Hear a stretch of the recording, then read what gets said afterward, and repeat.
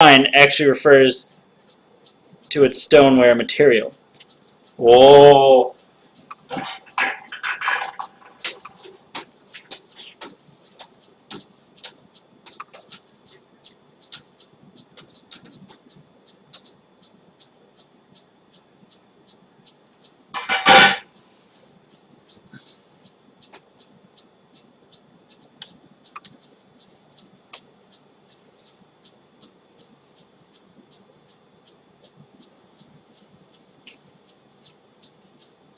Let's find a good one. Ha! Here's one that wine snobs such as such as Bennett's Kick Butt will like. Generally speaking, why does beer complement spicy food better than wine does? A. It has lower alcohol content.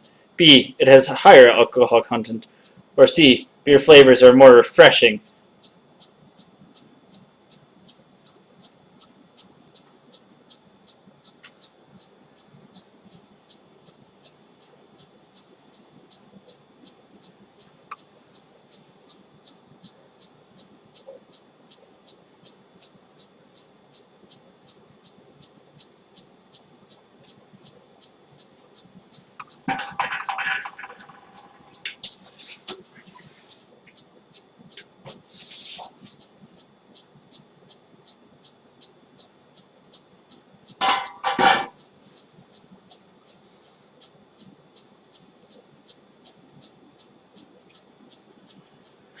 All answers are actually correct, but the correct answer on this card is it has a lower alcohol content.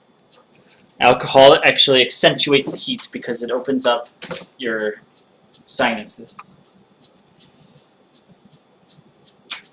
Let's see.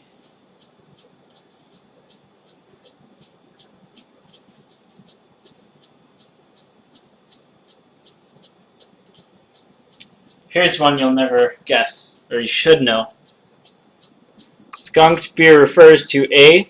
Beer spoiled from light exposure, B. Dark beer with extremely white foam, or C. Warm beer that should be cold.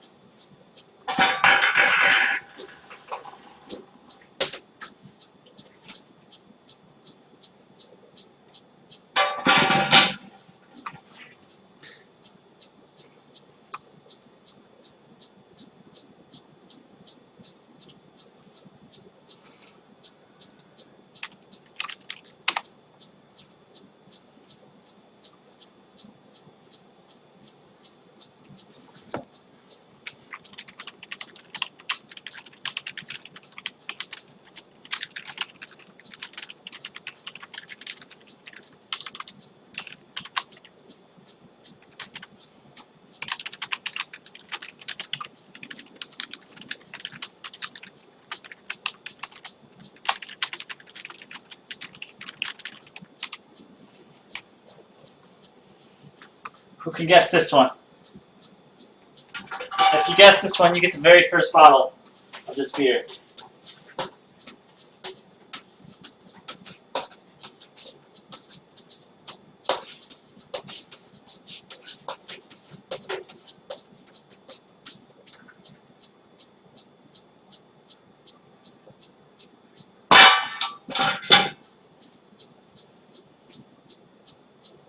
And the winner is probably one this beer exposed to sunlight, spoiled exposure or something. Because excessive light can cause a breakdown in the hops, creating a musky skunk smell. This is why beer often comes in dark bottles. Skunking is caused only by light exposure and has nothing to do with temperature fluctuations as commonly believed. Although temperature fluctuations, really hot or really cold, will actually remove some of the flavor, denature some of the proteins.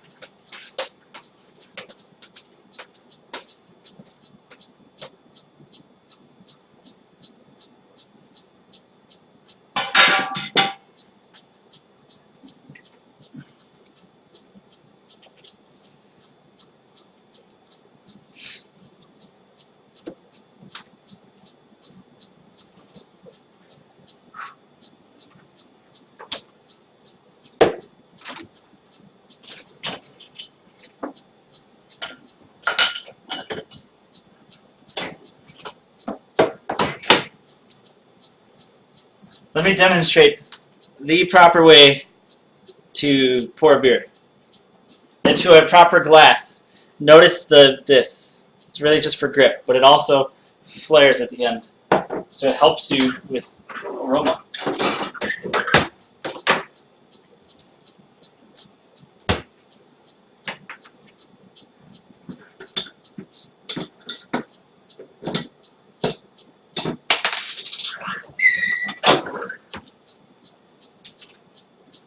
First, you must listen to the beer and hear what it wants from you.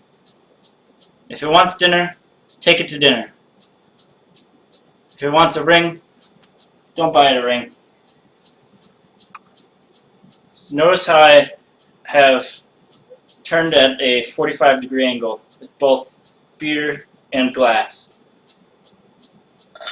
Let the bottle, the lip of the bottle, touch the rim of the glass and gently lift it up just a bit. Then, further elevate the bottom of the bottle until you start to pour down the side, nice and slow, with enough air to get to the back of the bottle. This allows for ultimate filtration. When you get near the end, it is common courtesy for your bottle and the brewer to shake the bottom of the bottle. This will suspend any remaining yeast in the bottle. Sometimes the brewer will specifically say on their bottle that there is a yeast sediment on the bottom and that you should gently shake it. That's how you know for sure you should shake it. Other times they don't tell you, which means you should do it anyway. They will let you know if you should not. This also helps to aerate the bottom, give you a little more foam on the head. The perfect pint. This is important because the bubbles in the head will allow you to actively engage your beer and greet it. Hi, how are you? You should talk to it. Get to know its smell. You should know that you shouldn't dip your nose into it like that. Although if you do, that's actually a common practice to reduce the bubbles of your beer. So, if you pour it too hard, or it is starting to bubble over, you can stick your finger in there, and it'll cling to your finger and shut down. Next, while you're waiting for your bubbles to settle, your air to settle, you can gaze upon the beautiful body that your beer has given you. Hold it up to the light if you want to. You can see how much light can go through and how much cannot. And then you say, I appreciate you and I respect you.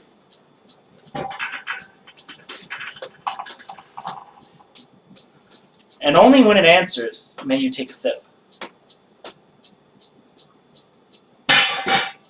You know it answers when it says something to you, so it is important to listen once you hear that pop.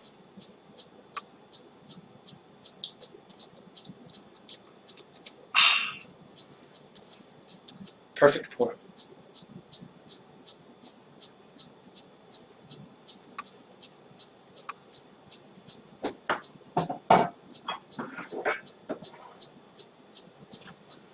Oh, so we passed the halfway mark of our boil.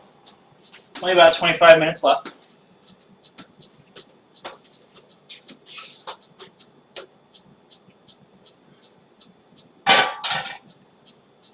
So we will do another trivia question.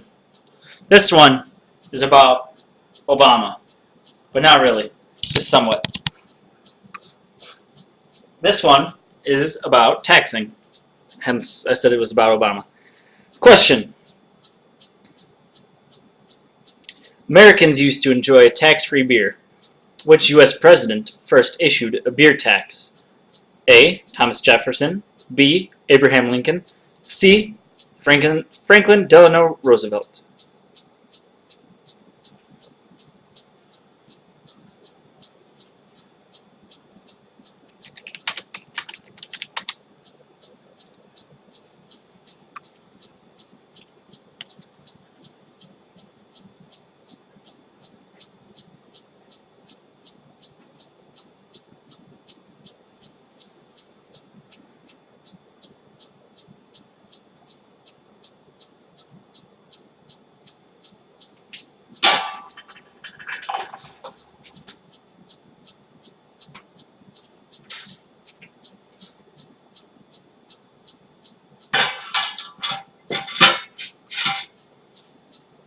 We have A, C, and A. Well, you would not expect A to do it because Thomas Jefferson was awesome. You would not expect B to do it because he's honest and you think he's a good guy. However, C should be a dead giveaway. Unfortunately, it was already being taxed before he came into office. So, the answer is B, Abraham Lincoln. It was simply for the Civil War. Thus, it was a good cause. However, he also did start the federal income tax.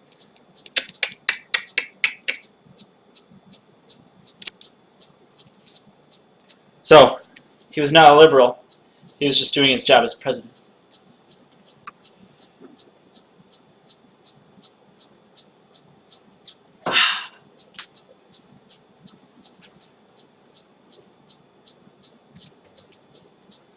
Alright, I will resume the stream in approximately...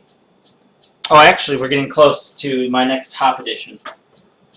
So I can't cancel the stream yet. I can't put it on commercial break. It's actually almost done, technically, kind of, sort of.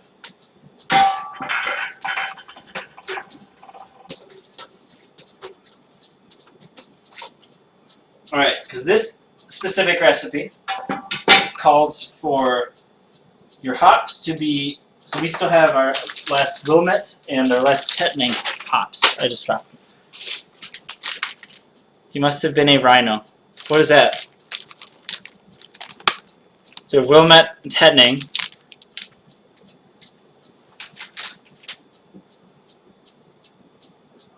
So, Wilmette are still flavoring hops.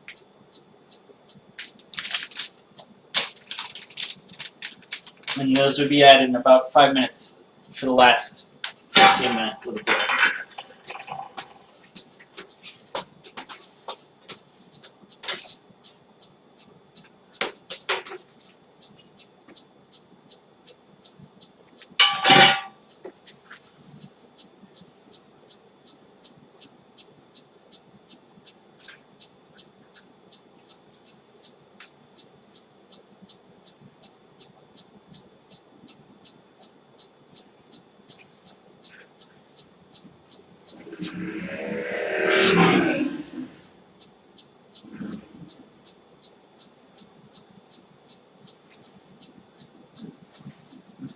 Republican in name only.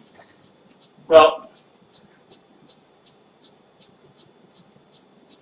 apparently back then, it was Republicans were basically Democrats, and Democrats were basically Republicans. The name basically switched once Republicans realized that the government was doing too much. And so the Democrats, their name was supposed to say, oh, well, whatever the people say, we will do. The Republicans were like the same exact. There was basically no, I don't know, time-lapse feature.